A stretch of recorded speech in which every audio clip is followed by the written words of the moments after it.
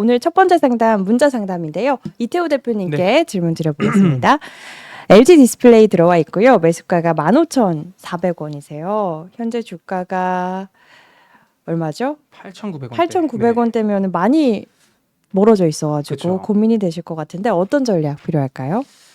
일단은 LG 디스플레이 지금 구간에서 매수가까지 올라오려면 한 90%는 좀 반등이 나와줘야 됩니다. 네. 현재 좀 90%의 반등을 이 OLED 관련 또 LG 디스플레이 같은 이런 시가총액이 4조 원대 기업입니다. 현재 오늘 기준으로 4조 4천억 평가를 받고 있는데 이런 기업이 단기간 내에 뭐 100% 가까운 상승이 나오는 것은 사실 좀 기대하기는 어려운 부분들이 있어요. 근데 어쨌든 지금 구간에서는 좀 손절하는 것은 크게 의미는 없는데 비중 조절만 잘 돼 있다라고 하면은 그래도 가져가는 게 맞지 않을까 싶어요. 일단 올해 실적에 대한 부분들이 그래도 나쁘진 않을 겁니다. 작년 이제 4분기에 대한 실적 자체는 예상했던 그런 컨센보다는 좀 하회할 가능성이 있습니다. 아무래도 IT 우리 반도체 메모리라든지 이런 부분들 가격 하향 조정이 나오고 있는 가장 근본적인 이유가 재고 조정이 안 되고 있죠. PC라든지 이런 모바일 수요가 여전히 좀 부진하고 재고 조정이 거쳐가고 있기 때문에 메모리 반도체에 대한 가격이 조정이 되고 있는데 관련해서 동일한 맥락이라고 보시면 됩니다. IT OLED에 대한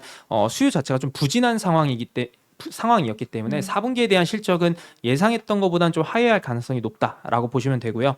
대신에 이제 지금 구간에서 다음 올해죠. 올해에 대한 어떤 가이던스가 좀 또는 컨센서스가 뭔가 하회한다. 아니면은 좀 올라갈 수 있다. 이 부분을 좀 체크를 해봐야 될 필요가 있는데 또 올해는 이제 영업이익에 대한 흑자를 좀 기대해 보셔도 되지 않을까 싶습니다. 그리고 올해뿐만 아니라 내년과 내후년에 이 OLED 쪽에 대한 어떤 증익 사이클이 올해부터 시작될 가능성이 높은 게 전 세계에서 이 OLED 패널에 대한 부분들이 사실 유망하다라고는 알려져 있었지만은 뭔가 시장 침투율이 그렇게 높지는 못했습니다. 근데 이제 이런 것들이 본격적으로 개화가 될 수 있는 어떤 트리거 역할을 해주는 게 애플 중심으로 이제는 나와줄 가능성이 높아요.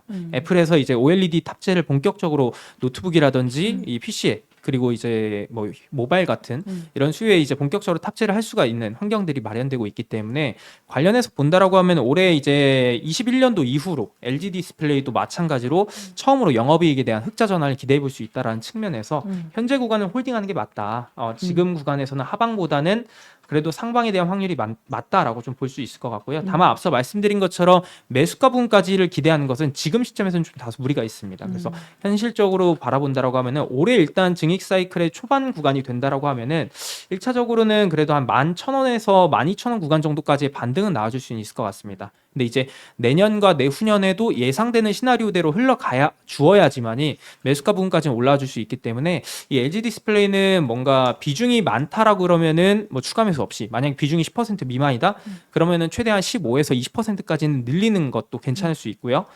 지금 구간에서 좀 홀딩하면서 장기적 관점으로 접근하는 게 괜찮을 수 있다라는 말씀 드리도록 하겠습니다. 알겠습니다. LG 디스플레이 비중이 어떻게 되시는지는 모르겠지만 비중이 많다고 하면은 일단 그대로 가져가는 전략, 조금 적다고 하시면은 15에서 20%까지 늘리면서 조금 단가를 조절하면서 길게 보자 이야기를 해주셨습니다. 디스플레이 관련해서 OLED 또 관련해서 매출 증가 기대감, 영업이익 기대감 있기 때문에 일단 홀딩해보는 전략 제시를 해주셨습니다. LG 디스플레이에 대한 포인트 들어봤고요. 다음 상담 들어가 보겠습니다. 이번에도 문자 상담인데요. 김용덕 대표님께 질문 드려보겠습니다. 하나 에어로스페이스 들어와 있고요. 매수가가 40만 2,700원이세요. 아직 매수가에 닿지 못하셨는 건 아니고 조금 떨어지신 것 같은데 목표가 상향 리포트도 나오고 있고 또 채팅에도 궁금하신 분이 조금 있으신 것 같아서 만약에 수익권이신 분들은 어떻게 해야 되는지까지 좀 함께 언급을 해주시면 좋을 것 같아요. 예, 뭐 국내 대표적인 우주항공하고 방산 관련주 핵심 종목이다 보니까 뭐 아마 다들 잘 내용은 이제 아실 것 같고 자세한 이제 업종 설명 부분들은 크게 필요는 이제 없을 걸로 좀 예상을 해볼 수 있는 부분들이 되겠고요. 그리고 이 종목 같은 경우에는 또 이제 트럼프 트레이드 또 수혜를 받는 분야 쪽에 속하잖아요. 아무래도 이제 트럼프 당선인이 이제 방산 부분 쪽에 방위 부분에 관심 분들이 많이 있는 거고 또 그리고 이제 우주항공 관련돼서는 머스크 효과와 연계돼 가지고 스페이스 X 효과 부분들이 이제 같이 나올 수 있는 부분들도 있기 때문에 미국의 현 이제 차기 행정부 부분의 대통령 그리고 가장 이제 우리 뭐 전 세계에서 부자라고 하는 또 일론 머스크 효과를 동시에 받을 수 있는 그런 좋은 종목이라고 보시면 될 것 같아요. 실적 같은 경우에도 보시면 이제 5조 원대의 매출액이 올해 예상 실적 기준 10조 원대로 이제 2배 이상 몇 년 내에 증가하면서 계속 외형 성장이 나오고 있고 영업이익이라든지 순이익도 보시면은 증가 부분들이 이제 지속되는 흐름 부분들이 최근 2, 3개년도에서 이제 보이고 있기 때문에 서프라이즈 실적 부분들을 계속 나타내주고 있는 사상 최대 실적이 이제 결산 실적으로 발표될 종목이라고 좀 보시면 될 것 같고요. 영업이익률이라든지 지금 보시면 이제 순이익률에 대한 흐름 부분들이 증가 구조 부분들을 좀 갖춰가고 있는 흐름이기 때문에 앞으로의 성장성 효과 부분들은 계속 좀 나올 수 있는 굉장히 좀 탄탄한 종목이다라고 보는 게 맞는 것 같아요. 근데 중요한 건 뭐냐면은 지금 이제 주가죠. 주가 자체가 이제 한번 신고가를 찍고 조정 부분들을 나타내 줬다가 다시 하나그룹의 어떤 상승 추세 선전 효과와 함께 동반적인 변동성 상승 흐름 부분들을 하나그룹주가 지금 주고 있는 부분들인데 이게 올라오는 40만 구간대에서 42만 5천 원 구간대를 사실 돌파해 줘야 되거든요. 네. 이번 파동에서 돌파해 주지 않고 꺾이고 있다는 얘기는 파동이 끝난 거는 아니지만 현재의 파동이 좀 쉬어간다 라는 차원으로 볼 수가 있는 거예요. 그러니까 이 종목이 떨어져서 이제 못 올라온다라는 게 아니라 눌렀다가 다시 올라간다는 거죠. 네, 그래서 아마도 가격적으로는 35만 원에서 36, 7만 원 사이 정도까지는 좀 눌러줬다가 일목균형 지지구름층에 대한 지지를 바탕으로 다시 올라가면서 40만 원대 돌파 그리고 42만 5천 원 신고가를 돌파할 것으로 보이기 때문에 전략은 이제 뭐 앞선에서도 수익 중이신 분, 그 다음에 손실 중이신 분 기준으로 달라고 했잖아요. 네. 수익 중이신 분 같은 경우에는 내가 이 종목을 중기적으로 본다. 지금 수익 뭐 크지 않고 나는 뭐 이거로 수익 실현하려고 짧게 들어간 거 아니다. 그럼 유지를 하시면 돼요. 유지하시고 나서 나중에 이제 신고가 돌파 나오는 흐름에 맞춰가지고 그때 추세를 보면서 매매 대응을 이제 해주시면은 이제 될 것 같고 수익 중이시니까. 근데 손실 중이신 같은 경우에는 이제 약손실 정도거든요, 다들. 예, 뭐 특별히 크게 손실이 날 수 있는 구역은 아니니까 신고가 근처니까. 그런 관점에서는 주가가 내려왔다가 올라갈 거로 보이는데 내려오는 거를 추가 손실이 확대되는 거를 유지하셔도 되느냐에 대한 판단이에요. 어차피 조금 더 싼 가격에 잡을 기회는 있고 그렇지 않더라도 신고가 돌파 나올 때 들어가도 또 늦지도 않는 종목이기 때문에 이런 경우에는 추가 손실에 대한 강도가 뭐 크게 나오진 않겠지만 나온다고 하더라도 내가 상관없느냐 있느냐. 그러니까 지금 짧게 매도를 하고 다시 샀을 때 더 높은 수익을 챙길 수 있는 걸 노릴 거냐 아니면은 그냥 시간 투자를 하더라도 나중에 수익 내는 것을 목적으로 신고가를 바라볼 거냐 요걸 보시면 될 것 같아요. 네. 이 종목은 신고가는 나온다고 보고 있는데 그 시기가 문제가 되는 거기 때문에 들고 있는 데는 다 무리가 없다. 다만 여러분들이 들고 있는 평단가 시점에 맞춰서 팔았다가 다시 사는 게 더 효과적이라고 판단을 하시는지 아니면 그냥 들고 있어도 나는 상관없는 투자 스타일이다는지 투자 성향에 따라서 매매 대응이 달라질 수 있다. 결론을 드리자면은 어차피 앞으로 신고가는 나온다. 그래서 들고 계셔도 상관은 없지만 좀 내려올 거다라는 관점 정도로 분석을 해드릴 수 있겠습니다. 알겠습니다. 신고가 돌파는 나오는데 그 시기가 관건이 될 것 같습니다. 수익 중이신 분들 중장기적으로 본다 하시면은 홀딩하는 전략, 신고가 돌파 나올 때 매매 대응하시면 좋을 것 같고요. 손실 중이신 분들은 선택을 하시면 좋을 것 같습니다. 쭉 가져가서 기다릴지 아니면은 조금 주가가 조정받을 수 있다는 부분도 짚어주셨으니까요. 그때 조금 매도를 하시고 그 부분에서 다시 사시는 전략도 고려를 해보시면 좋을 것 같습니다. 하나 에어로스페이스에 대한 정말 자세한 전략. 우리 김용덕 대표님은 제가 이렇게 개떡같이 말해도 찰떡같이 알아들으시고 이렇게 최고의 답변을 해주십니다. 만나봤고요. 다음 상담 또 이어가 보도록 할 텐데요. 이번에도 역시나 문자 상담인데 우리 이태호 대표님께 이번에 네. 질문 드려보겠습니다. 엔캠이고요. 매수가가 20만 4천 원이세요. 역시나 매수가에서 멀어져 있는데 2차 전지 쪽, 전해액 쪽 좀 어떻게 바라보실까요? 일단 좀 회의적인 시각은 좀 있습니다. 일단 2차 전지에 대한 분위기가 최근에는 좀 올라오긴 했었습니다. 근데 그 연속성을 한번 생각을 해볼 때 일단은 뭐 지금 시장에서는 상반기는 좀 어려울 거다라는 전망들이 좀 많이 있어요. 그럴 수밖에 없는 게 이번에 대표적으로 우리나라 2차 전지 기업 LG에너지 솔루션의 실적을 한번 보게 되면은 물론 이제 연말에 어떤 재고 조정에 대한 부분들 그 영향으로 인해서 일회성 비용이 좀 급격하게 많이 출회가 되긴 했습니다. 그래서 영업이익에 대한 부분들이 적자를 기록을 하긴 했는데 그걸 제외하고 보면 나쁜 것은 아니었습니다만 이 전방 고객사들의 재고 조정 여파가 이번 2분기까지는 이어질 수 있다는 측면에서 2차 전지 섹터는 아직까지는 뭔가 추세적인 상승을 보이긴 좀 제한적이지 않을까 싶고요. 무엇보다 이제 미국에서의 트럼프 당선인의 정책적인 움직임을 고려를 해보게 되면은 물론 이제 IRA에 대한 폐지라든지 이런 수순으로 갈 가능성은 현저히 적기는 합니다. 다만 그렇다 하더라도 시장에서 받아들이기에는 결국에 어쨌든 수정이라든지 보완에 대한 부분들, 그래서 좀 축소에 대한 분위기는 좀 나오지 않을까라는 우려감들, 이 투심에 대한 분위기가 아직까지는 2차 전지 섹터를 좀 누르고 있기 때문에 전체적으로는 지금 이번 연도 상반기 최소한 1분기까지는 추세적인 상승을 기대하기는 좀 다소 제한적이지 않을까 싶습니다. 근데 업황에 대한 분위기는 그렇고 이제 엠캠에 대한 이야기를 좀 드려보자면은 개 중에는 그래도 좀 나은 종목 중에 하나인 것 같습니다. 일단은 엔캠 같은 경우가 앞에서 말씀해 주신 것처럼 전해액 관련 기업인데 우리나라에는 대표적으로 엔캠과 뭐 첨보 정도를 볼 수 있겠죠. 전 세계에서는 이제 1등부터 5등까지를 쭉 순위를 매겨보면은 1등부터 3등이 이제 중국 기업들입니다. 네. 그리고 이제 그 다음에 어떤 캐파적인 부분을 좀 고려해보면 엔캠이 한 4등 정도라고 좀 볼 수가 있는데 엔캠이 원래 지난 24년도 때 어떤 캐패시티 투자에 대한 증설 효과가 본격적으로 나오지 않을까 이런 기대감들이 있었지만은 전방 산업에 대한 어떤 캐즘으로 인해서 그 효과를 많이 보진 못했습니다. 그래서 올해도 여전히 캐즘에 대한 분위기가 해소가 되지 않는다라고 하면 그 효과는 좀 미비할 것이다라고 볼 수 있을 것 같고, 근데 앞에서 제가 개 중에 좀 낮다라고 말씀드린 것 중에 하나가 결국에 이 IRA에 대한 부분들이 좀 축소라든지 수정, 뭐 규제에 대한 부분들이 좀 뭐 어떤 조정이 있는다 하더라도 결국에 대중 견제에 대한 부분들이 굉장히 강할 수밖에 없어요. 그러면은 앞에서 말씀드렸던 전액 관련해서 1등부터 3등이 중국 기업이기 때문에 이런 이제 중국산 공급에 대한 부분들이 좀 제한이 된다라고 하게 되면은 대안으로 떠올릴 수 있는 유일한 전액 벤더 자체가 엔캠 정도가 될 수 있다라는 거. 그래서 그 부분을 고려해 보면은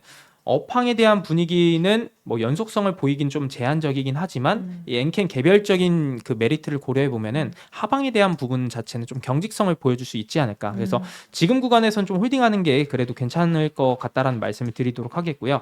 다만 이제 매수하신 금액대 한 20만 원 구간까지 좀 반등은 어느 정도 하반기를 좀 기다려 보자.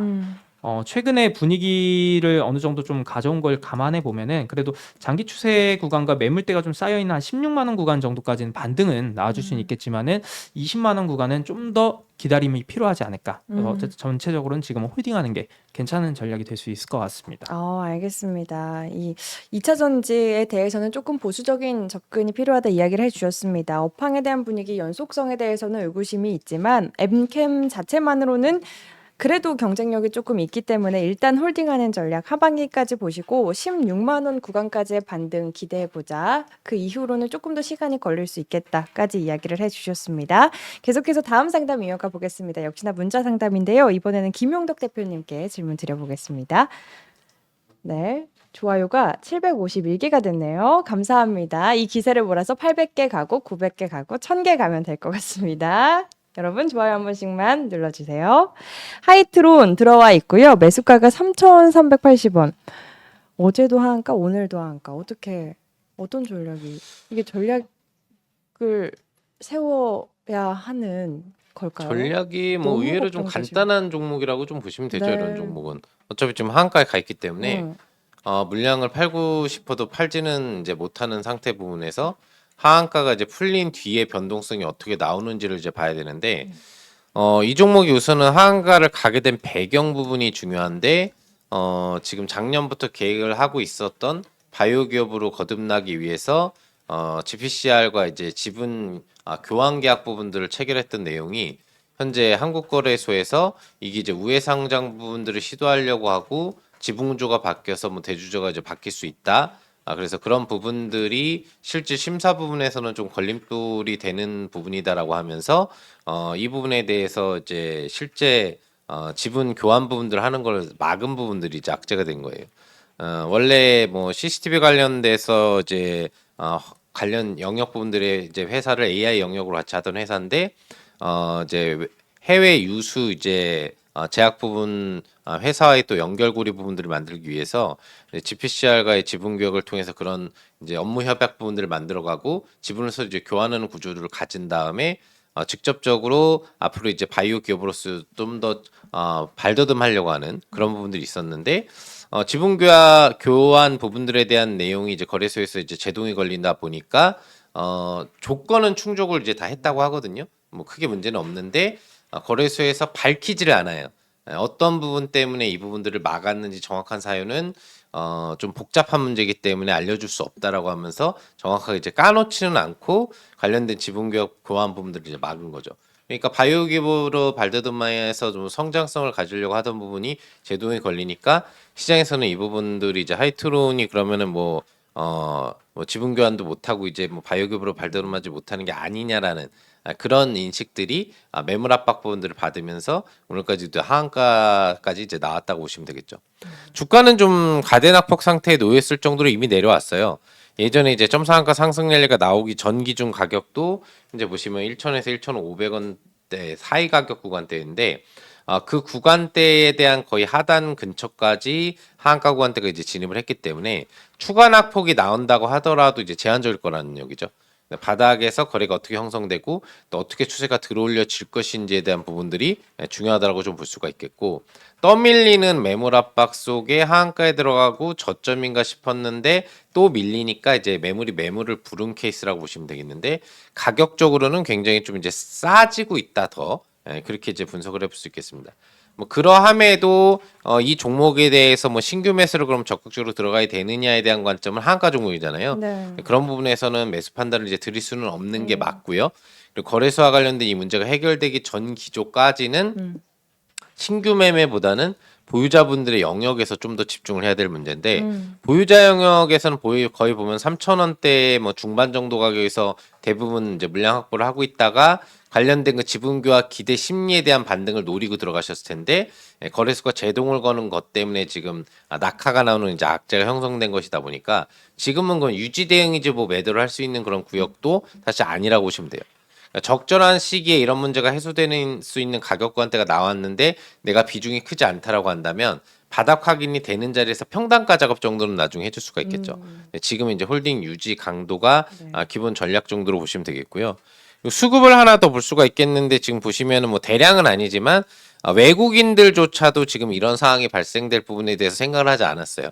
외국인도 보시면은 하한가 첫 한가가 나오기 전 조금 주가가 흔들린 부분들이 나오는 형성 속에서도 보시면 170만 주 이상의 매수가 들어온 게 보이시죠.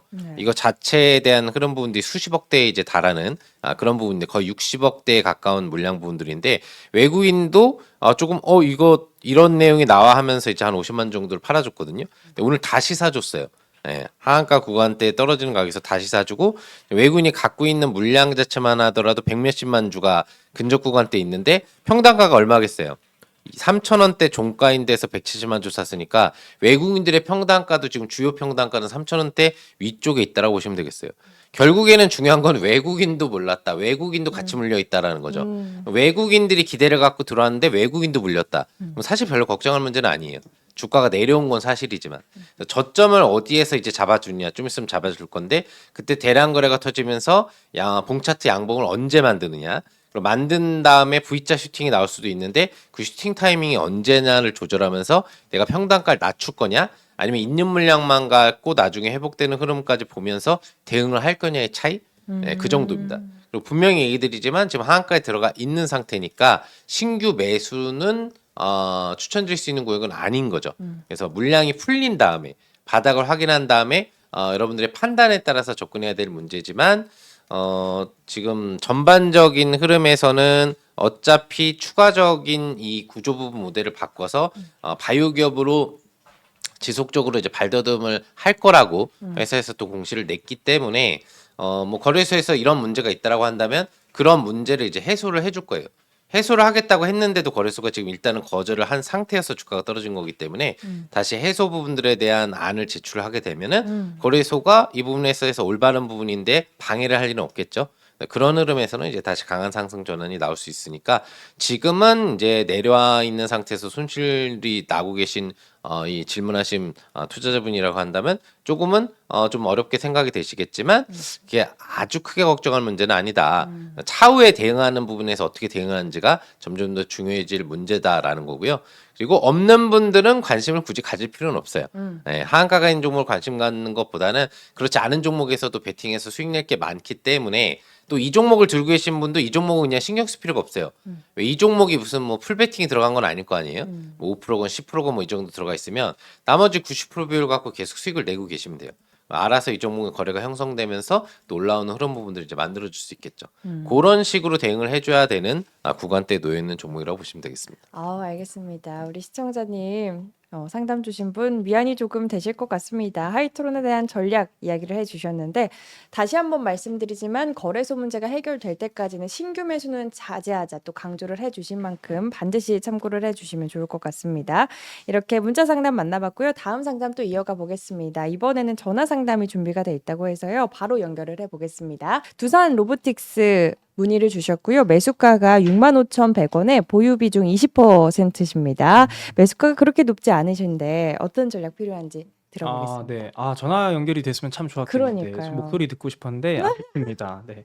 일단은 어쨌든 두산 로보틱스 지금 전화를 하고 있다라는 생각하면서 제가 설명을 드리면은 지금 구간에선 당연히 좀 홀딩하면서 가져가셔도 될 것 같아요. 일단은 최근에 이제 로봇주의 분위기 너무 좋은 상황이었는데 두산 로보틱스의 주가 흐름을 보시게 되면은 뭐 삼성 레인보우 로보틱스의 어떤 1월 초반에 1월 2일자에 강한 상승이 나타났을 때 두산 로보틱스도 마찬가지로 강한 반등이 나왔습니다. 그 이후에는 좀 횡보 흐름들이 나타나곤 있는데 결국에는 이제 주가의 움직임이 좋은 흐름으로 나타날 가능성이 높다라고 결국 보고 있습니다. 그래서 매수하신 구간이 현재 뭐 거의 주가에서 비슷한 구간대에서 가져가고 있는 상황인데 과거에 2023년도 연말 그리고 뭐 24년도 7월 구간에 이 고점 수준까지 충분히 장기적 관점에서는 가져가셔도 되지 않을까 싶어요. 일단 올해 이제 로봇 섹터의 큰 관점을 말씀을 드려보면은 로봇 이전의 시장을 주도하는 산업 하나 딱 꼽으라고 하면은 우리 시청자님들께서도 채팅창에 한번 올려보시면은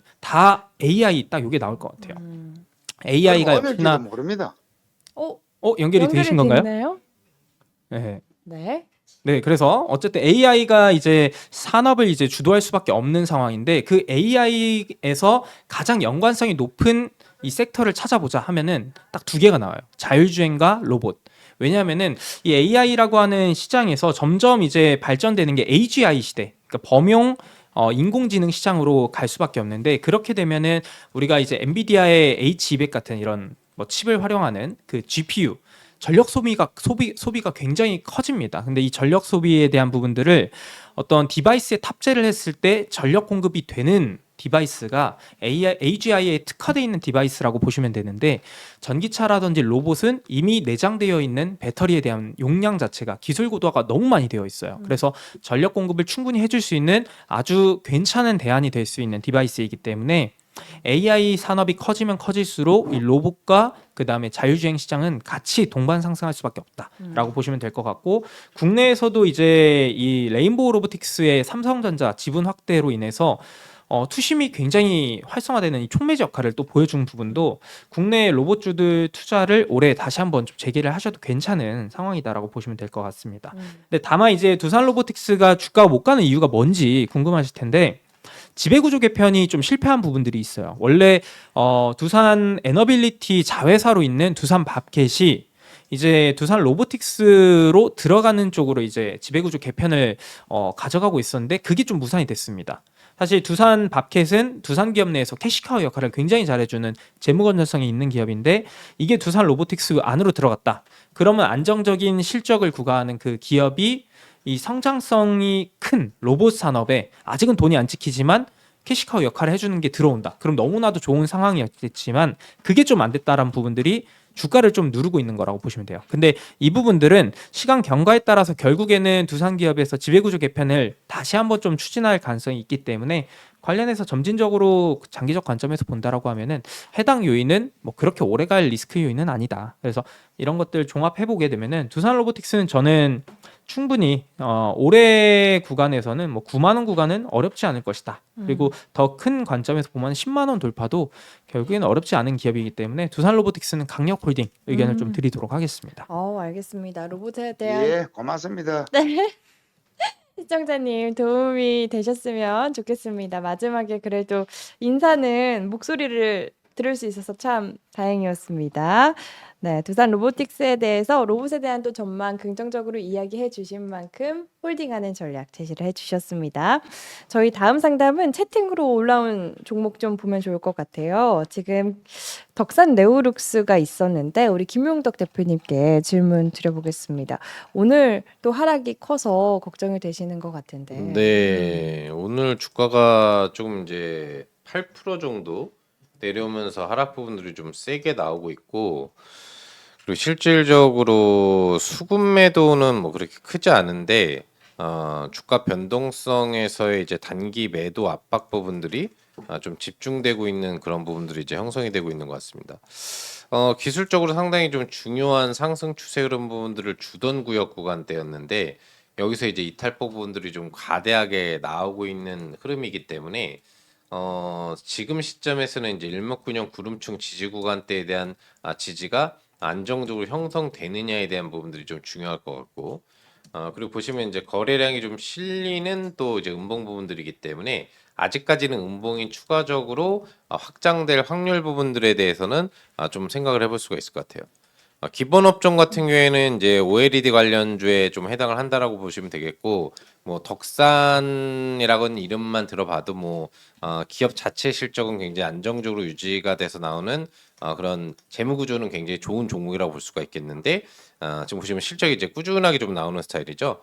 실적이나 뭐 이런 그 부채 비율이 이제 무차입 경이나 유별 측면이라든지 재무 구조상으로는 뭐 크게 문제가 없으나 전체적인 흐름에서는 오늘 단기 매물 압박 부분들이 수급보다는 개인 물량 주체의 물량이 갑자기 쏟아지면서 그러면서 이제 나왔다고 보시면 될 것 같아요.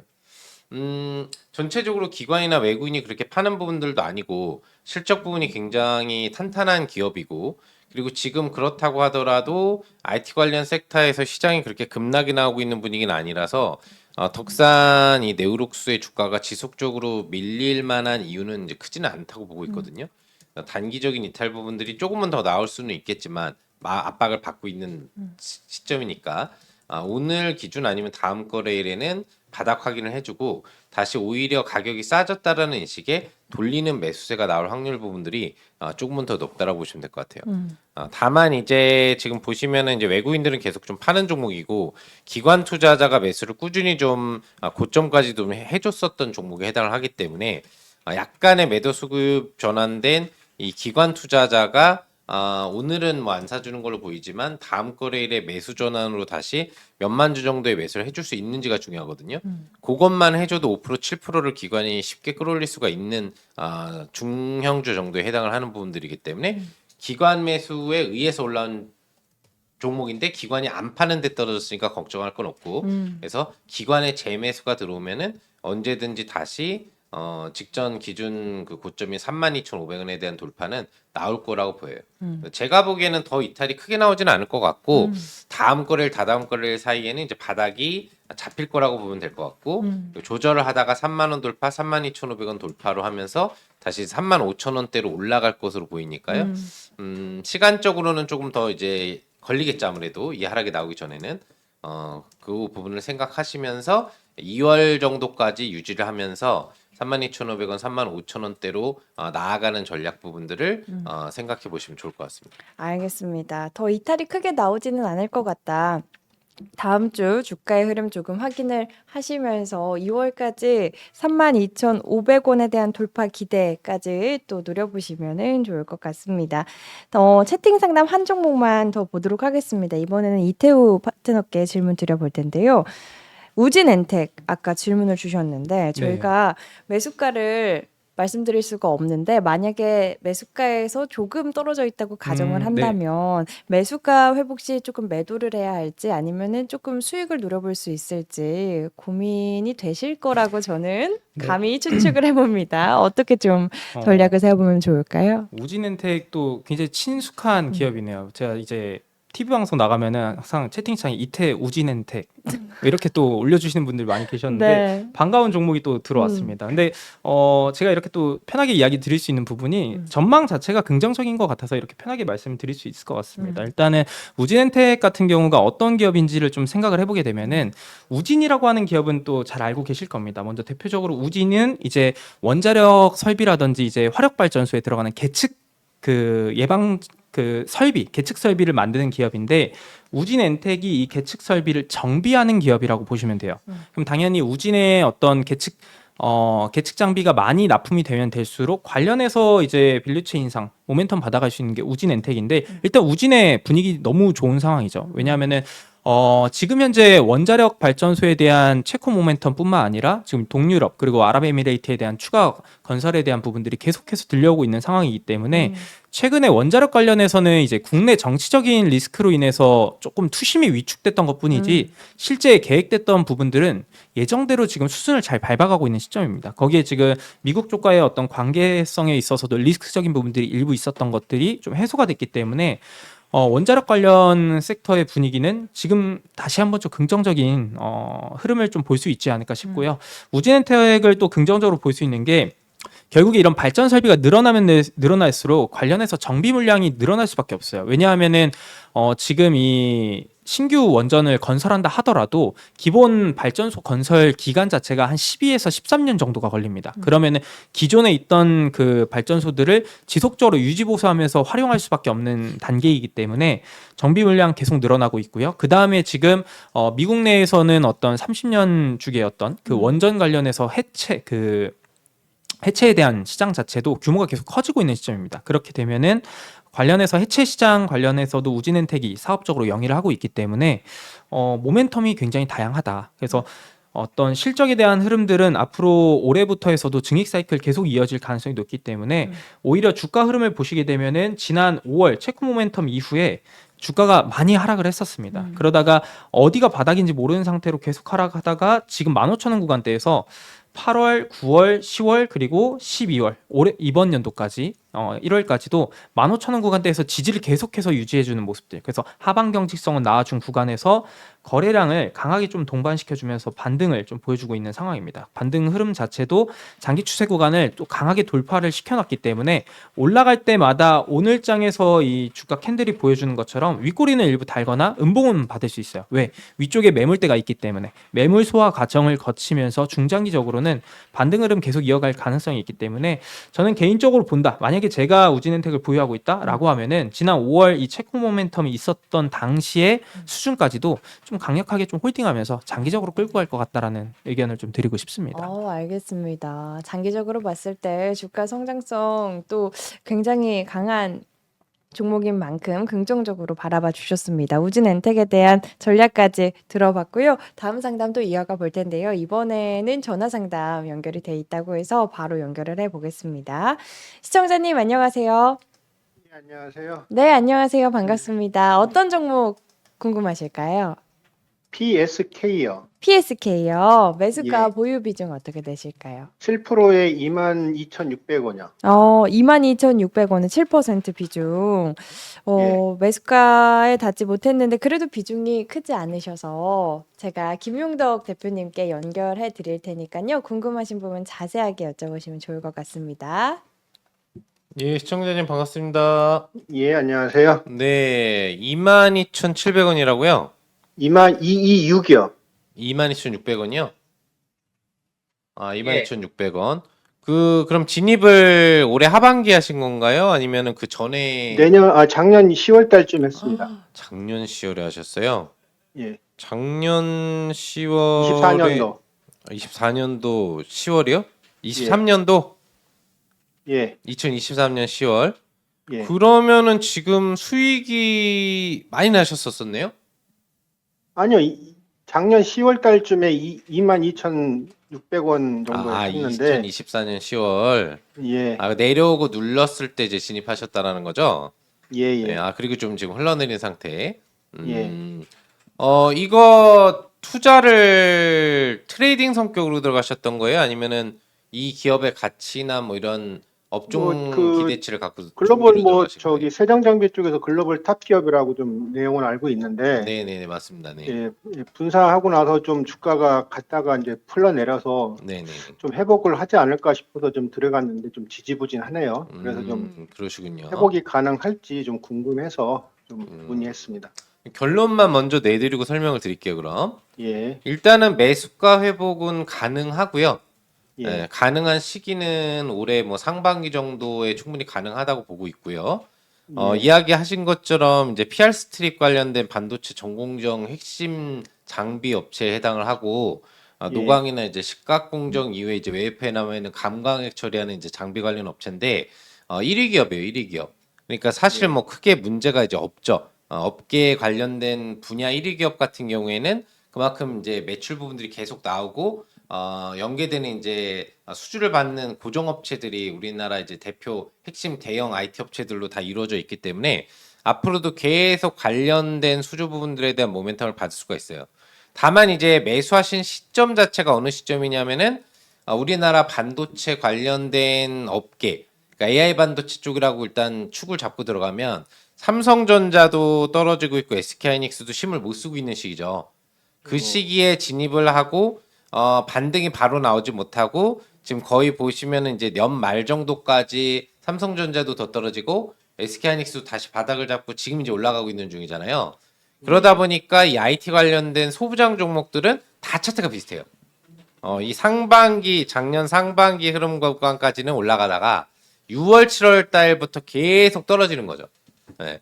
조금 빨리 움직이는 종목들은 12월부터 움직임이 나오기 시작해가지고 좀 더 그 차세대 업종 쪽에 있는 그런 종목들은 좀 더 12월부터 빨리 올라가서 지금 정별 전환이 되어서 수세형으로 올라가고 있는 추세인데 이렇게 기본 반도체 소부장의 일반 반도체 장비 부품 성격을 갖는 종목들은 파동이 좀 늦게 나오고 있는 거예요. 지금 보시면은 역배열을 중장기평 정배열로 탈환하면서 누르고 62평 지지 양봉이 나오려고 하는 중이잖아요. 기술적으로는 오늘 같은 경우에도 그런 종목이 많은데 62평에서 120평까지는 양봉 슈팅이 쉽게 나오는 자리거든요. 일단 한번 안착을 하고 나면. 그래서 아마 근접기일 내에 반등 양봉이 하나가 조금 크게 쓴다고 보시면 될 것 같아요. 하지만 120평은 돌파하지 못할 거고요. 그리고 조금 정체를 하다가 다시 이제 25,000원대 정도로 올라가는 흐름으로 앞으로 추세가 나올 거라고 보시면 될 것 같아요. 그래서 매수 가격이 이제 22,000원대 정도에 계시다라고 한다면 120비평 구간 가격으로 고려를 좀 해본다고 한다면 빠르면은 이번 달이나 다음 달 중으로도 매수가 회복은 잠시 가능할 거예요. 예. 예. 그랬다 다시 누르고 다시 올라가면서 25,000원대로 올라갈 건데 이 종목의 이제 실적 흐름 부분들을 보시면 아시겠지만 실적이 성장하고 있는 부분들은 아닌데 안정적으로 유지가 되고 있어요. 그러니까 뭔가 새로운 사업을 하고 미래 사업을 하는 업체는 아니잖아요. 예. 예, 예. 업계 일위 지배력을 가지고 원래 하던 사업으로 계속 고정 매출 정도를 내고 있는 기업이기 때문에 실적이 뚜렷하게 갑자기 좋아질 부분에 대한 기대치는 없으나 적자 전환이 된다거나 실적이 크게 감소할 우려도 없는 거예요. 예. 그래서 지금 같은 경우에 무차입 경영 수준이죠. 30% 이내의 부채 비율에 보시면은 거의 3,000% 가까운 유보율을 보유하고 있기 때문에 자산 건전성 및 재무 구조의 가치는 굉장히 높다고 볼 수가 있겠고 영업이익률 같은 경우에도 지금 거의 20% 가까이 나오는 기업이라서 매출 대비 상당히 수익성과는 이제 잘 나오고 있는 사업을 하고 있는 기업이고요. 그 다음에 여기 보시면은 PBR 수준이 거의 1.22%예요. 그러니까 현재 15,000원 정도의 BPS 수준을 나타내주고 있는데 이 종목이 지금 위치한 가격이 이제 2만 원대가 안 되다 보니까 저평가되어 있는 반도체 관련주라고 보시면 돼요. 반도체에 대한 이제 자산 가치 대비 주가 평가 수준이 높은 기업들이 훨씬 많거든요. 그런 거 대비해서는 자산 가치 대비해서는 상당히 그냥 기본 안정적인 업계 일위 지배력을 갖고 있는 사업에만 집중을 하고 있다 보니까 유불이 계속 쌓여가면서 안정적인 이제 재무 구조 가치를 이제 보유하고 있고 그런 부분들이 자산 가치 측면에서의 저평가 매력들을 만들고 있다는 얘기죠. 결론을 내드리면은 매수가 회복은 올해 상반기 중에 가능한데 빠르면은 이번 달 중에도 매수가 터치는 가능하고 다음 달 중에는 매수가 터치 이후로도 다시 그 이상의 수익으로 갈 수 있을 거예요. 그래서 한 달 정도만 홀딩을 해주신다라고 한다면 제가 보기에는 25,000원 근처까지도 도달하면서 조금 어느 정도는 이제 완전 정배라를 갖춰갈 수 있는 종목이라고 볼 수 있으니까요. 좀 마음 편안하게 가지시고 구정 연휴 보내시고 그리고 또 이제 2월 말 정도까지만 들고 가신다면은 그때 좋은 수익으로 진행이 되고 있지 않을까. 그때 혹시라도 수익 중이신데 추가 질문 필요하시면 또 전화 연결이나 상담을 요청해 주시면 될 것 같아요. 자, 궁금증 해결되셨나요? 예, 그러면 지금 시점에서 한 2, 3% 물량 추가도 가능할까요? 해도 될까요? 예, 가능합니다. 지금 하셔야 돼요. 하실 거면은. 예. 양봉 슈팅이 나올 거기 때문에 나오기 전에 하셔야 돼요. 지금이 예. 양봉으로 정배열 돌리고 누르고 다시 양봉이 쓰면서 완전 정배열아 부근에 골든 크로스가 나오기 시작할 자리거든요. 단계별로 골든 크로스가 지금 나올 거기 때문에 그 예. 전에 들어가셔야지 효과가 좀 더 높지 않을까 생각합니다. 예, 알겠습니다. 네. 감사합니다. 네, 알겠습니다. 감사합니다. PSK에 대한 전화 상담 여기서 마무리 지어 보겠습니다. 바로 저희 또 다음 상담 이어가 볼게요. 이번에는 문자 상담인데 이태우 대표님께 질문 드려보겠습니다. 비올 들어와 있고요. 매수가가 1,500원이십니다. 비올 미용 의료기기 주잖아요. 네. 그 마이크로 니들 고주파라고 해서 네. 여드름이나 주름에 굉장히 효과가 좋다. 저보다 잘 아시는 것 같은데. 관심이 써보셨나요? 많습니다. 아니 써보지 못했어요. 네. 그 방금 말씀해 주셨던 그 고주파 관련해서 우리 피부 미용으로 좀 유명한 게 써마지랑 인모드 그쵸. 이게 같은 거잖아요. 음. 그런 이제 맥락인데 이 비올에서 만드는 거는 실펌X라는 거를 좀 만듭니다. 근데 이거는 사실 제가 설명을 드린 것보다 이 화면 보시면 더 이해가 빠르실 것 같아요. 홈페이지 한번 들어가 보시면은 이 실펌X 요게 이제 비올 제품이라고 보시면 되는데 네. 앵커님께서 말씀하신 것처럼 여기 고주파 마이크로 니들링 결합한 침습 시술을 하는 이제 피부 미용 의료기기라고 보시면 됩니다. 그래서 이제 여기서 더 중요한 게 뭐냐면은 이 실펌X 팁이라고 하는 게 좀 주목해서 보셔야 될 포인트예요. 이게 뭐냐면은 이 제품 안에서 앞에 여기 달려 있는 요 이제 침습 그 달려 있는 팁이라고 보시면 되는데 이게 종류별로 뭐 5가지가 있습니다. 근데 이게 소모품이라는 부분에 좀 주목을 하실 필요가 있는데 이번 4분기에 이제 피부 미용 의료기기 쪽에 실적 성장세가 좀 잘 나왔어요. 수출에 대한 부분들이. 왜냐하면은 애초에 4분기 자체가 전통적인 성수기 효과도 반영을 했을 것이고요. 두 번째로는 최근에 이제 달러 강세가 너무 강하다 보니까 수출 비중이 워낙 피부 그 의료기기 쪽 산업 자체가 수출 비중이 높습니다. 그에 따라서 이제 환율에 대한 효과 보면서 4분기 실적은 비율도 마찬가지로 좀 잘 나와주지 않을까 싶은데 여기서 제가 주목을 해볼 수 있는 포인트를 말씀드린 게 이 팁이라는 건데 이게 작년 4분기 때 이제 특히나 동남아 지역에서 판매가 좀 많이 됐었어요. 네. 근데 처음에 이거를 사고 나면은 이 무상 팁 제공 기간이 한 3개월 정도가 됩니다. 그러면은 이 3개월이 끝나고 나면은 당연히 이 제품을 구매했던 소비자들은 지속적으로 이 팁에 대한 부분들을 계속해서 재구매를 하면서 소모품이다 보니까 재구매를 할 수밖에 없는데 그거를 감안해 보면은 일단 소모품 팁에 대한 매출 자체가 올해 1분기부터 굉장히 크게 좀 발생할 수 있을 것이라고 전망이 되고 있고 영업 레버리지 효과가 한 50% 이상 좀 나올 거로 좀 예상이 되고 있습니다. 그러면은 4분기 때 실적이 잘 나왔는데 이런 효과가 이번 1분기 때부터 다시 반영이 된다? 그럼 상당히 이제 실적 호조세가 이어질 수 있기 때문에 네. 비올에 대한 관점 자체는 지금 구간에서는 좀 상방에 대한 관점이 좀 더 맞지 않을까 싶고요.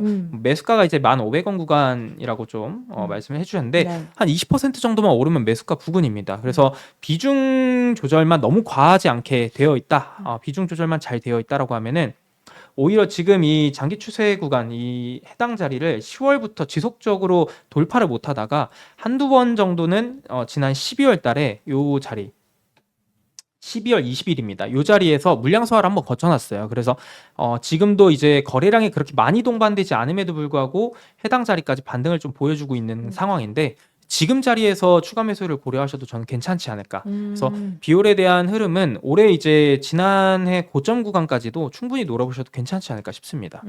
알겠습니다. 전망에 대해서 긍정적으로 또 이야기를 해주셨습니다. 만약에 비중이 조금 여유가 있으시다고 하면 지금 자리에서 추가 매수까지도 고려해 볼만하다. 비율에 대한 전략까지 들어봤습니다.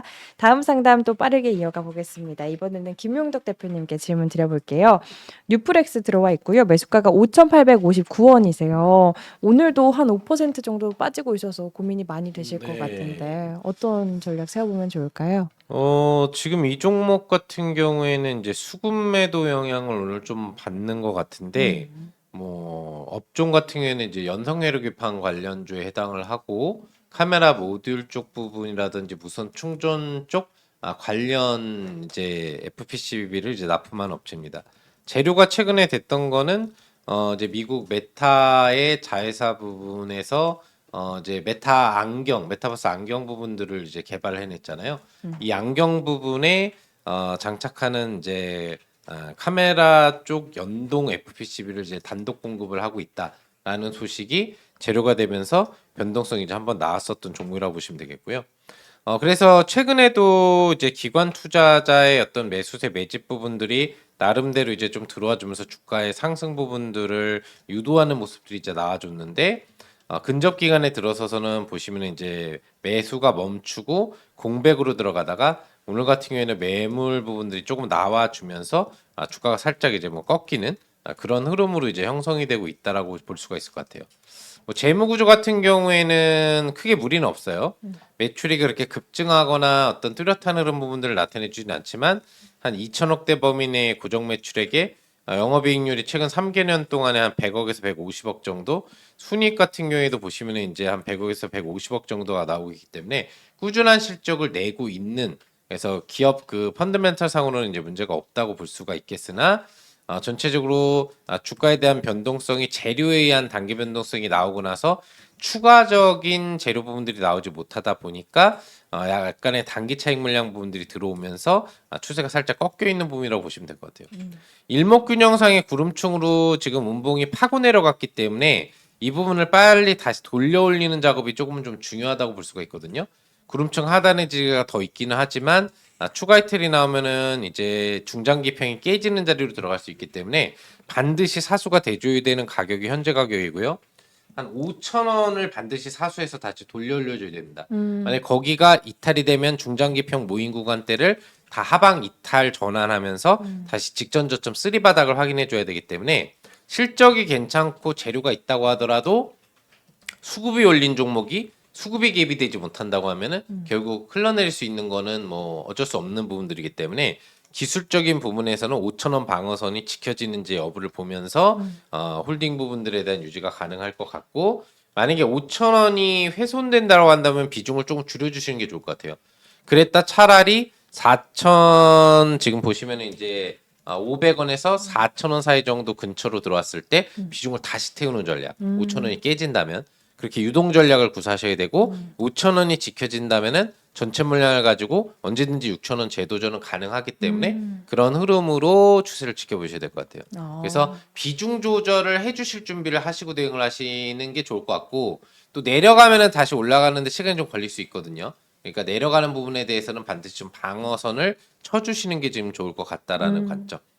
그리고 5,000원이 이탈되지 않으면 물량을 줄이실 필요는 없다라는 관점 이야기해드릴 수 있겠습니다. 알겠습니다. 뉴프렉스에 대해서는 5,000원을 일단 지지하는지 확인을 꼭 해보셔야 할 것 같습니다. 지지한다면 홀딩, 지지하지 못하면 비중 줄이고 아래에서 다시 접근하는 전략 제시해 주셨습니다. 다음 상담 이어가 볼 텐데요. 이번에는 전화 상담 준비가 돼 있다고 합니다. 바로 연결을 해보겠습니다. 시청자님 안녕하세요. 네, 안녕하세요. 안녕하세요. 반갑습니다. 어떤 종목에 대한 상담 도와드릴까요? 로봇 관련주 큐렉소에 대해서 문의드리고 싶습니다. 네, 큐렉소요. 매수가 보유 비중 어떻게 되실까요? 5,210원에 한 30% 정도요. 네, 5,210원에 30% 현재 수익권이시네요. 맞죠? 네. 네, 이태우 대표님께 연결해 드리도록 할 테니까요. 궁금하신 부분 여쭤보시면 좋을 것 같습니다. 네. 네, 시청자님 안녕하세요. 네, 안녕하세요. 우선 수익권 축하드립니다. 근데 아니, 한 일단은 가지 우선 네, 여쭤보 있어가지고 제가 네네네. 이 큐렉소를 제가 매수할 때 사실은 뭐 지금 가격이 중요한 게 아니라 이게 요즘 노령화가 급속하다 보니까 큐렉소가 로봇 관절 수술에 그렇죠. 적합한 기업이기 때문에 이게 지금 차후에 아마 대선 때가 되면 노령구가 늘어나다 보니까 이게 관절염 수술이 의료보험으로 대체를 해준다면은 네네. 이게 지금의 현재가보다는 훨씬 많이 올라갈 것 같아서 제가 그래서 지금 네네. 현재 보유 기간도 한 5년 정도 보유하고 있는데 네. 앞으로도 한 5년 정도 더 보고 있거든요, 사실은. 정말 장기적 관점으로 접근을 네네. 하셨네요. 그래서 그걸 우리 그 전문가님 의견을 한번 듣고 싶습니다. 저도 일단은 그 지금 말씀하신 매수가가 사실 2000년, 2020년 정도 구간대에서 매수를 하신 거잖아요. 네네. 근데 앞으로의 전망을 좀 그 방금 말씀하신 포인트로 가져간다라고 하면은 저도 괜찮은 이제 관점으로 접근하셔도 된다 이런 말씀을 좀 드리고 싶습니다. 기본적으로 지금 뭐 로봇 시장에 대한 개화 그리고 이제 의료 산업에 대한 개화 자체가 뭐 본격적으로 이 AI라고 하는 산업에서 파생되면서 같이 나와주고 있어요. 그래서 그동안은 사실 지난 5년 동안 2023년도에는 큐렉스가 한번 25,000원까지 올라갔을 때 판매 대수, 이 해당 기업에서 만들었던 판매 대수가 좀 올라왔었잖아요. 그러면서 이제 본격적으로 판매가 늘어나고 실적 개선까지 찍히면서 정말 로봇과 의료가 붙어주는 가장 뭐 유망한 기업이 되지 않을까 이런 기대감 때문에 연간 단위로 많이 올랐었는데 작년 한 해는 사실 판매 대수가 23년보다는 많이 줄었습니다. 근데 그 이유를 생각해 보게 되면은 일단 우리나라에서 의료 파업이 있었잖아요. 그래서 실제로 의료 파업 하반기 때 있을 때 3분기 때 23년도에는 그래도 한 거의 28대 정도를 관련 그 로봇 장비 기업을 판매를 했었다가 작년에는 한 7대인가 8대밖에 못 팔았어요. 굉장히 부진했었는데 올해부터 다시 해당 그 요인들이 좀 해소가 될 수 있는 상황이고 그다음 무엇보다 해외 실적에 대한 부분들이 본격적으로 좀 나아질 수 있는 게 인도 시장에 대한 진출, 이 큐렉소 워낙 잘 알고 계시겠지만 인도 시장 유통업체랑 계약을 한 부분들이 있습니다. 그래서 동남아 지역 내에서의 어떤 그 관심도라든지 실적 개선 기대감도 나아질 수 있는데 앞에서 무엇보다 말씀해 주신 이 요인들은 앞으로 장기적 관점 너무 좋은 것 같습니다. 근데 중요한 거는 앞으로 5년을 또 기다리시는 동안 과연 이 기업이 어떤 외부 변수에 그 처해 있을 때 잘 버틸 수 있느냐. 이게 이제 또 중요한 부분이잖아요. 재무에 대한 부분을 좀 보실 필요가 있다라는 말씀인데 재무도 제가 잠깐 보니까 기업이 이제 작년도 기준으로 한번 생각을 해보게 되면은 유보율이 이제 그 380%에 부채 비율이 9%밖에 안 돼요. 지난해 기준으로 제가 조금 전에도 확인을 해보니까 3분기 말 기준으로 이번 4분기 실적을 찍혀봐야지 또 재무가 나와봐야지 알겠지만은 가장 최신 데이터 기준으로 보면은 순현금만 거의 한 370억 정도 가지고 있는 것 같아요. 근데 부채 비율인 9% 그러면은 아직까지는 영업이익이 이렇게 막 찍히지 않는다 하더라도 재무 건전성이 너무 괜찮은 기업이다. 시가총액이 한 3천억대 평가받고 있지만 재무 건전성은 굉장히 있는 기업이다. 그래서 성장성도 잘 가져갈 수 있는 환경 마련돼 있고 실체도 있는 기업이고 그다음에 재무 건전성도 있기 때문에 저는 뭐 말씀하신 5년보다 더 빠른 시일 내에 기대하시는 그런 수익률까지도 올라줄 가능성이 있지 않을까. 그래서 큐렉소도 저도 개인적으로는 좀 긍정적으로 좀 바라보는 기업 중에 하나라고 좀 말씀을 드리고 싶습니다. 네, 시청자님 도움이 되셨을까요? 네, 이렇게 감사합니다. 네, 감사합니다. 큐렉소에 대한 상담 마무리 지어보도록 하겠습니다.